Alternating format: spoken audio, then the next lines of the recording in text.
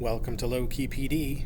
In this tutorial, I'm going to show you how you can set the date for a Google Calendar event.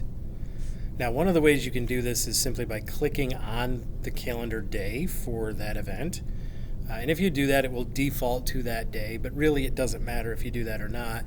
As long as you click somewhere on any calendar date that's visible, you'll get this pop-up. And if it turns out where it's not actually the day you want it, that is one of the settings you can change here. I clicked on the 19th here, so it thinks I want it on the 19th, but let's say I don't. Let's say I really want it on the 22nd.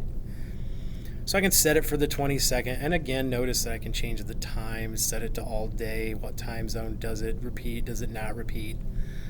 So you can set the date for your Google Calendar events in a number of ways. You could just be more careful about where you click, or if you're indiscriminate about where you click, you can still change it once this little pop-up window appears. Very easy to do.